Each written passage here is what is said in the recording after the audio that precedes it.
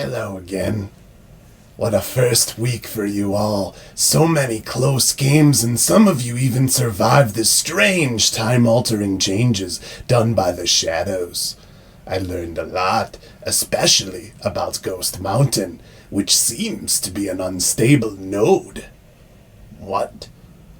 Oh, a node. Do not worry, you will learn in time.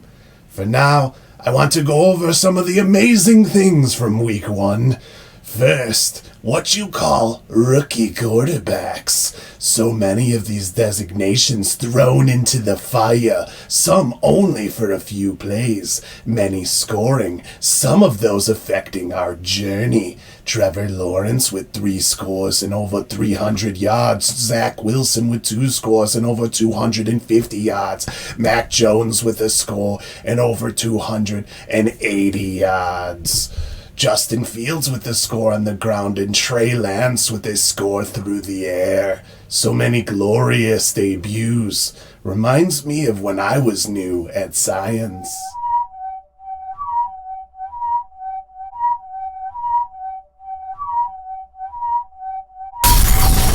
Next, the shadows seem to seep into your time to affect defenses as well, because there were so many long plays that ended in shame for one and greatness for others. 9 receivers with touchdowns of 50 or more yards led by Deebo Samuel, Tyreek Hill, and Tyler Lockett. Of course, Joe Burrow, Kyler Murray, Russell Wilson, and Patrick Mahomes all threw for scores of over 50 yards as well. And then there was the game-changing Melvin Gordon, who also ran for 70 yards during our game of the week. Brings back memories of I went the longest time without an accident.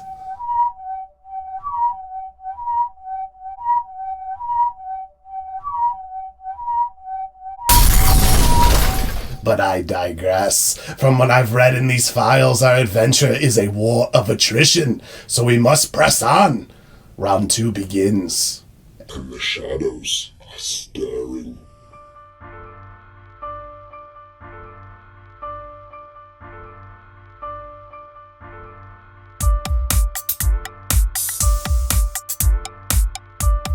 The world's essence slows, shadows spread from the pyramids to the oceans to the coasts. But behold the test, a smoking gun, a quest passed down for generations. A prophesized hero, the champion. In order to save everyone, thou must drink from the cup.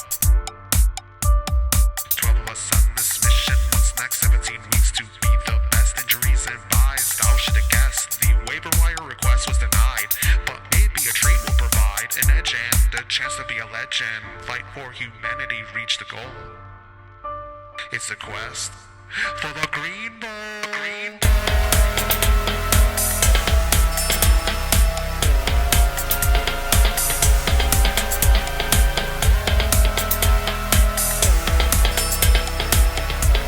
It's a quest for the green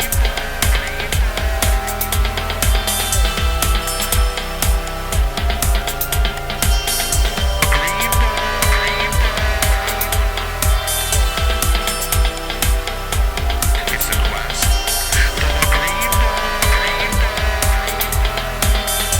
the green Let's do this.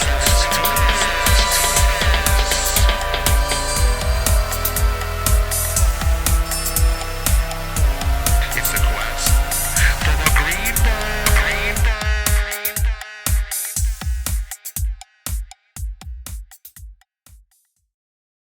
Welcome to the quest for the Green Bowl, the Shadows of Chaos. I'm your host, Anthony Otso, bringing you this fantasy football show with a twist. Our mysterious stranger will return later to give us more lore on our next home field for our next game of the week. Later, I'll also discuss fantasy football all-time busts in our league. But first, let's get right to our week 1 results. They were very competitive, as expected. In the Western Territory, the Stellar Bitches traveled to the Sea of Angels to take on the Siamese Dream Cats, with the Cats having a 63.3% chance to win. The Cats ran with that favorite moniker, Parker and won 101.6 to 89.16. Russell Wilson's 254 passing yards and 4 TDs gave the bitches the edge at quarterback, and Lamar Jackson's 20 points is a bare minimum that you expect from a quarterback, especially in a non-PPR league.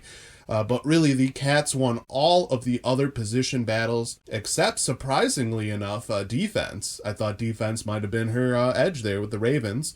2 standouts from the Cats win: David Montgomery, 118 yards and a score. Rookie Jamar Chase, 99 yards and a score, including a bonus point. Uncle Justy traveled to the Golden Sands to take on defending champion Galgal. This was a rematch of last year's league semifinal, but it was also another winning performance by the home team and the favorite, as Galgal entered with a 55.6% chance to win. As feared, Saquon Barkley severely underperformed expectations, but so did Josh Allen, which ended up being a death sentence to Uncle Justy. Galgal didn't necessarily have a great overall game, but he rode on the back of Dak Prescott's 403 passing yards and 3 touchdowns, including a bonus point. The Rams defense also excelled with 3 sacks, 2 forced turnovers, and just 14 points allowed against the Bears offense. In the Eastern Territory, Risky Business traveled to the Liberty's Watch to take on Remember the Titans. This was a rivalry game, of course. The trophy that I incorrectly called the photographer's belt last week, it's actually called the Tripod Award. I apologize for that. And while this was our first road team picking up a win, it was another favorite, as Risky Business came in with a 69.6% chance and retained the Tripod Award with a 114.06 to 99.68 win over Remember the Titans. A bonus point for Joe Burrow and a nice 108-yard and a touchdown performance by first-round pick Travis Kelce kept Remember the Titans in the game, but it was not enough to overcome Risky Business's best duo of the week, Tom Brady and Tyler Lockett. Brady had 379 passing yards and 4 touchdowns, and Lockett continued to show why he is one of the best deep ball threats in the NFL with 100 yards and 2 scores, including a bonus point for a 50-plus bomb. Green Acres visited the Gateway Islands to take on the multiple scoregasms, and the road team not only won 113.98 to 68.88 in one of the most lopsided matches of the week, but Green Acres also overcame the multiple scoregasms' 51.2% chance to win. Tannehill was a big bust for the Scoregasm series. Green Acres had a nice game by rookie quarterback Trevor Lawrence, who had 332 yards and 3 scores to definitely make that hurt worse. But Joe Mixon and Adam Thielen were the true standouts for Green Acres here. Mixon had 150 yards and a touchdown. Thielen added 92 yards and 2 scores. In the Central Territory, Natty Ice Ice Baby visited the Great Superior Eye to take on the Great Superior Superb Owls, with the home team dominating in a 149.18 to 83.92 win. The Superb Owls, of course, had a 57.5% chance to win, but Natty Ice did have some big-time duds as well, which hurt worse. Aaron Rodgers and Devontae Adams definitely doomed her fairly early in this matchup. Patrick Mahomes and Tyreek Hill were 2 of several standout performances here. Mahomes had 337 passing yards and 3 touchdowns. He also had 18 rushing yards and a score on the ground. Hill finished with 201 total yards and a touchdown, including a bonus point. Deebo Samuel, Nick Chubb, and Josh Jacobs combined for 5 touchdowns as well, including a bonus point by Samuel. And finally, in our Game of the Week, we were treated with an all-timer at Ghost Mountain in Central Territory.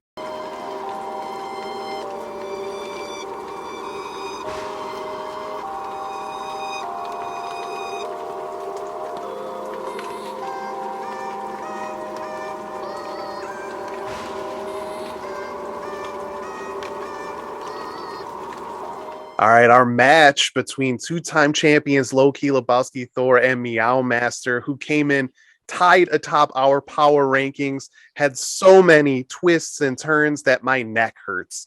The winner was decided by the 49ers versus Lions wild ending, if anybody saw that. The Lions' insane comeback attempt in the fourth quarter obviously hurt Meow Master in a multitude of ways, with the 49ers' defensive score getting lower and lower. But it also led to a strange fumble edition, with George Kittle, the tight end for Lebowski Thor. You had an onside kick bounce kind of strange off the turf. hit Kittle in the face before the Lions recovered. And initially, the system gave that a fumble to Kittle. So that's -2 points. That actually meant that Meow Master ended up winning the whole thing by 1.3 points. Well, by Monday morning, that result changed when the NFL actually changed that stat. So the addition of 2 points gave Lebowski Thor the 128.46 to 127.76 win. And obviously, that's pretty insane. When we look back at this matchup, it all started on Thursday night. You had Amari Cooper go off for over 130 yards and 2 scores for Meow Master, and the Bucs defense, that 8th round selection by Lebowski Thor, getting him only -1 points, actually minus points. Then we were treated on Sunday to the Jalen Hurts versus Kyler Murray show. Hurts nearly had 35 points. Then you had Murray busting out 41.5 as one of the top quarterbacks in the league. It was a great showing by both. It kind of something I was looking forward to when I was looking at this matchup.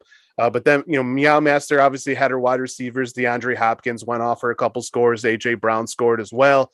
But then you had Christian McCaffrey and Melvin Gordon going off for Lebowski Thor. And, of course, Melvin Gordon had that big 70-yard touchdown run that actually proved to be the eventual winner for him, that ended up being the clincher once all the crazy NFL stat corrections came in.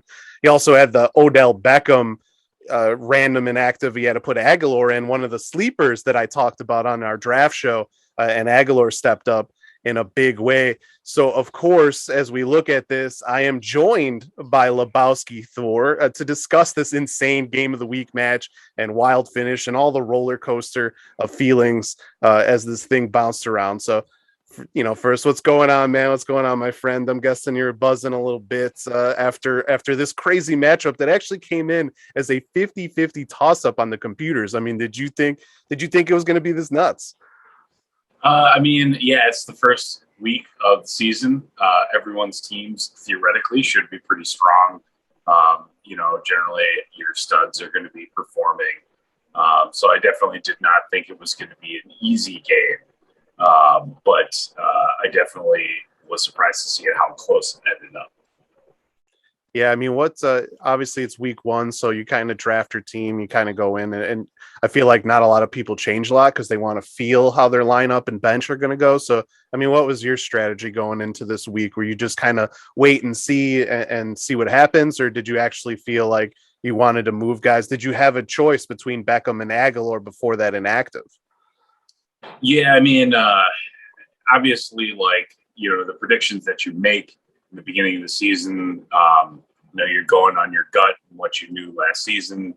I'd say I'd look a lot at matchups. Beckham, I was looking at some of those receivers. They were listed as questionable. I had to be at work, I think, by 9 that day. So I had set my lineup and it was still ranked questionable. I didn't know that they were still holding them out until later in the afternoon when they declared them out officially. Belichick has some pretty good calls about when to use some of these players. So Aguilar, showing some great promise. I'm like, well, okay, I hope they use them well this turn. They did. I would have been really bummed out if I missed out on the shark attack, and that's what put me under. Yeah, that's right. You did have Shark on your bench. It's always tough too in the beginning because you don't know who's going to be used and what's going to happen. And I feel like all of us leave points on our bench in the first week because it's just what happens. You never know what's going to go down. And technically, Jameis Winston scored more for me on my bench than Patrick Mahomes. Who the hell would have thought that? Even though it was by percentage points, still. Yeah. Oh yeah. But, also, of course, this is only the second time in our league's history, the 7th year, that one of our matchups actually changed from a win or a loss for somebody because of the NFL stats correction change. The first one was in our inaugural year in 2015 when a fumble was actually changed to a Drew Brees interception.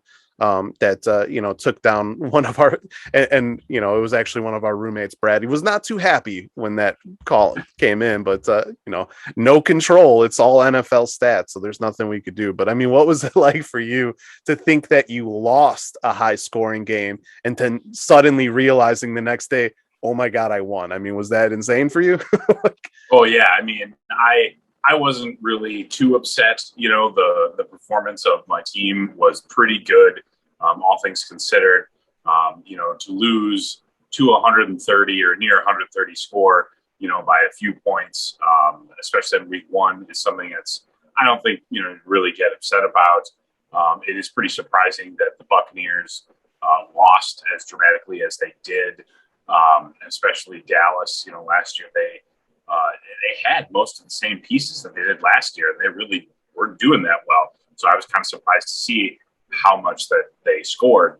I was obviously not feeling very confident post Thursday night's game, but yeah, I mean, thankfully everyone really pulled through, especially Zularian, kind of making up for that.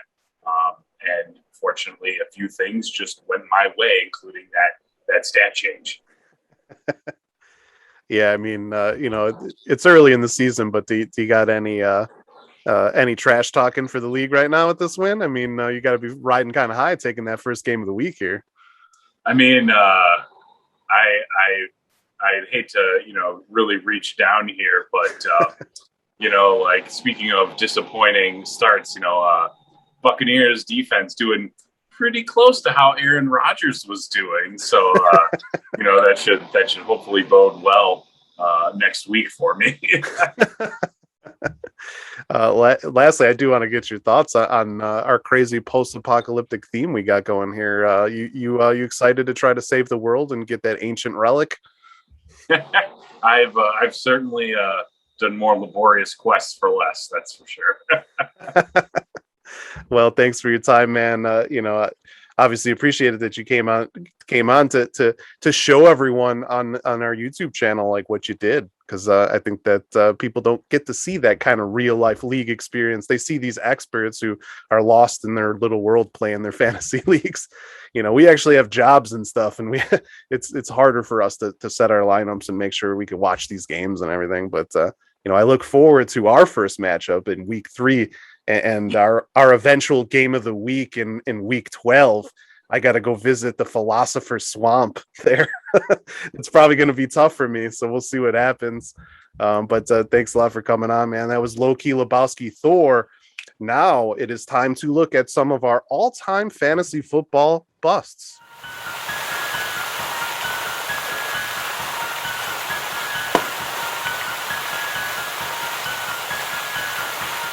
Before we get to the week 2 previews, due to some bad performances by high draft picks, I wanted to make a list of the top 5 all-time fantasy football busts in our league, which began in 2015, so that's as far as I'm going back here. And I begin with number 5, Eddie Lacy, going at number 2 overall to our former league member, the Belleville Barks. With just 120 fantasy points, you can just guess that the Belleville Barks struck out big time with this pick, eventually taking 8th in the league. The numbers were not horrific if he was maybe a later round draft pick, 946 total yards, 5 touchdowns. But this is a number 2 overall pick with guys, 43 wide receivers, 30 running backs, 8 tight ends, all scoring more points this season. 12 kickers even scored more than Lacy, as well as more than half of the defenses. At number 4, I bring you first round pick wide receiver Tyreek Hill from 2019, taken 11th overall by me, then known as the Red Dwarf Crichtons. Yes, I'm throwing in that BBC sci-fi obscure reference. Hill had a monster season the year before, and I was looking for a repeat, and never came. Injuries didn't help, but Hill really never got going in the season. Ended up with a mere 124.2 points. Not what you want from a first-round pick. 25 other receivers were better. 26 running backs were better. 4 tight ends, 6 kickers, and 8 defenses also scored more points, which was just kind of salt to the wounds. Needless to say, it was one of my worst regular seasons with a 5-8 record, though I did regroup to win the consolation title that year. Next, at number 3, we get wide receiver Michael Thomas from last season. Thomas was selected 6th overall by Meowmaster.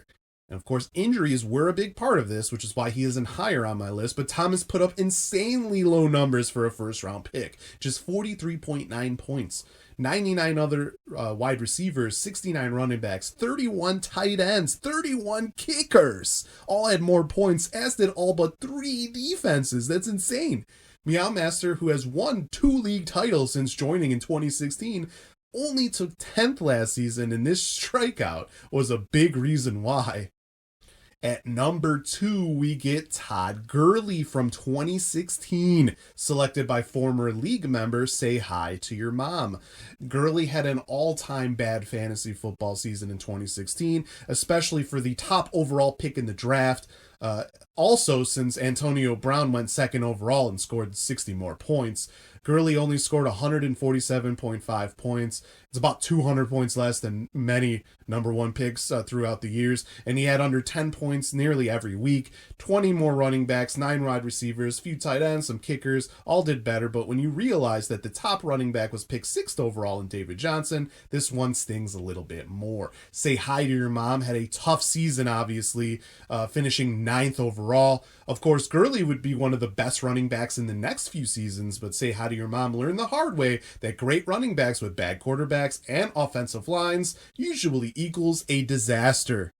And finally, our number 1 fantasy football bust of all time goes to the one that scored 0 points. We're talking about Le'Veon Bell, the second pick in our 2018 draft by former league member Mick Giblitz. Bell was, of course, unhappy with being franchise tagged again by the Pittsburgh Steelers, so he decided to hold out. But what seemed like a temporary holdout turned into Bell taking videos of himself jet skiing on the ocean and the discovery of James Conner for the Steelers. Mick Giblitz hilariously left Bell in his lineup and took 0 after 0, but was doomed to a 9th place finish anyway. Even if you tried to do something, it's tough to overcome picking Bell second overall and not having any points from your first round pick. I'm sure others have had that with injuries and things like that, and this is just a year removed from Mick Giblitz actually finishing runner up in our league, and probably the reason why he's not in our league anymore. He was so upset.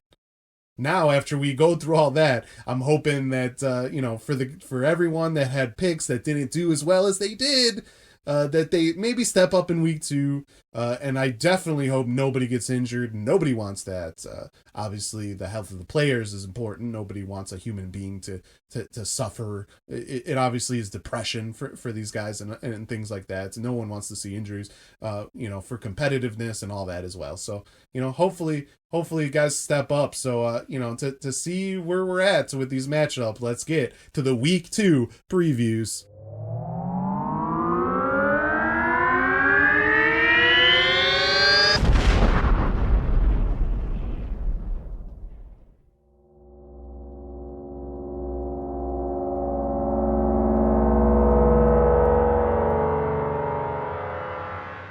Starting in the Central Territory, the Great Superior Superb Owls, my Superb Owls, travel to Ghost Mountain to take on Meow Master as the home team looks to right the ship at her home field. The Owls come in with a 53.1% chance to win.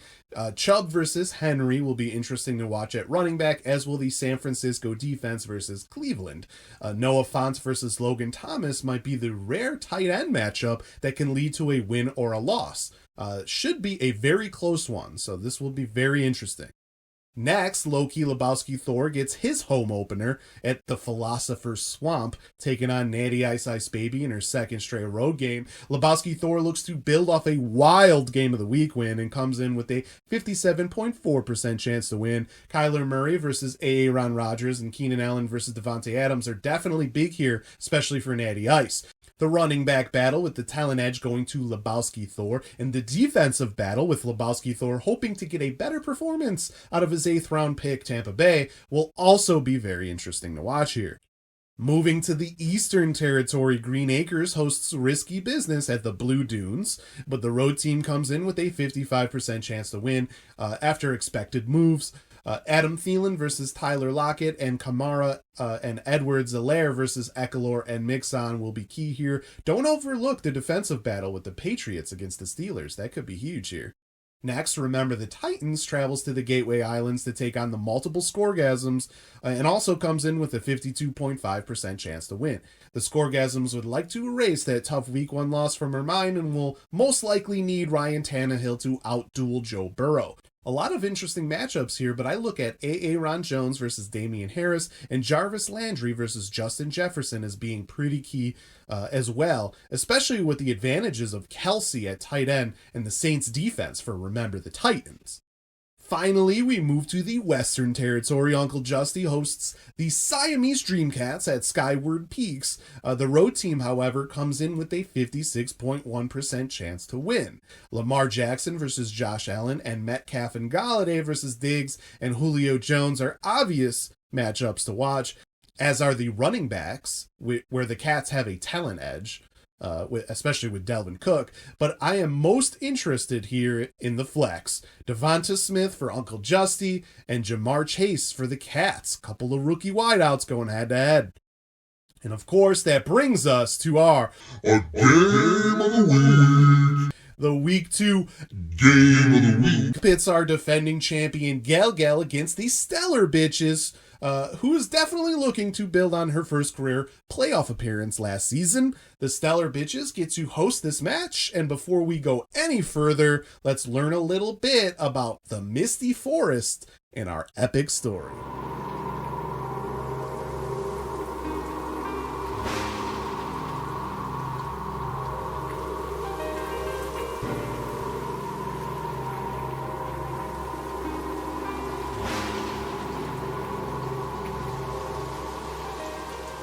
This week we highlight some league up-and-comers that come in with momentum from last season. But before we learn of this next battle, let's take a trip to my past to find out about our next home base, Misty Forest. Misty Forest is in a place that seems to be mixed up with an ancient story called Twin Peaks in an old territory known as Washington. Someone by the name of David Lynch spread the word, possibly telling the true story of his childhood, of strange happenings. The strange happenings came, but not until many years after this story was in the public eye. Soon after the shadows took hold of Ghost Mountain, the chaos spread across the land. Misty Forest was one of the odd transformations, which leads me to think it is very important on our quest. Instead of becoming uninhabitable, Misty Forest simply flourished in a constant storm. Impossible for mammals to live, but not impossible for evolution to create new creatures. But with the shadows also come distortion. You see, Misty Forest is home to things in your nightmares. Drawing from some sort of power at this location, the shadows sped up the normal evolution time, and the creatures I speak of made sure no humans were left in a very short period of time. But do not worry, there is one place that in my study seems to be immune to this chaos, a cave behind the great waterfall, which I hope can give us clues in how to fight back against these shadows. But it could also be a trick. So don't let your guard down just yet.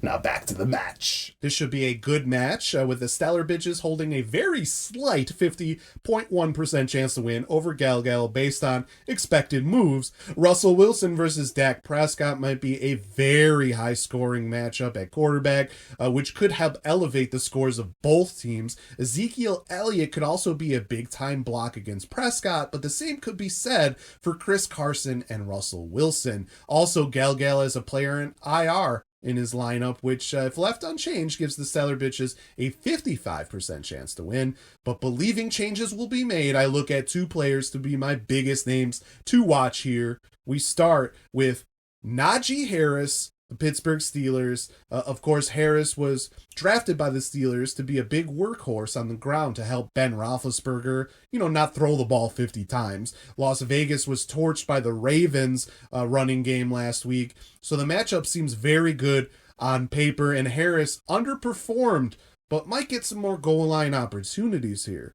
Now, of course, while I see Harris as being, definitely key in Gal's result here, he is a rookie running back, so the learning curve of knowing when to cut, when to burst through a lane, it's one that can lead to missed opportunities in someone's first year and not get that big play, and obviously that affects fantasy football. So it is a risk. On the stellar bitches side, I look at Mike Evans, who clearly was a disappointment in week 1. Evans has a lot of competition, and Brady is known to spread the wealth to many different receivers. But Atlanta was torched by Jalen Hurts and the Eagles' passing game last week.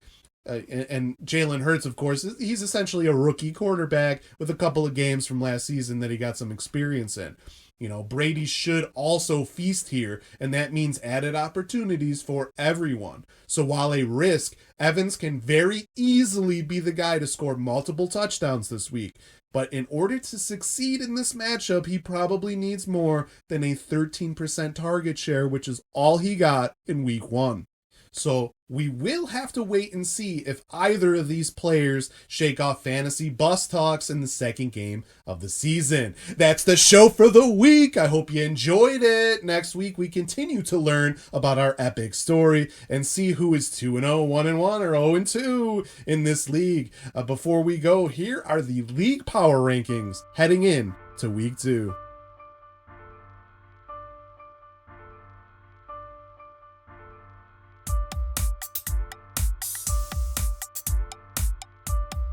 Please follow the SunDried Tomatoes YouTube channel and watch content including original shows like Legends of the Diamond, random reactions, and Brewing the Facts, the SunDried Tomatoes podcast in video form, and other sports, brewing, or entertainment-related videos. You can like the Facebook page and follow me on Instagram at eclectic_yotso for news updates and just to get to know me better.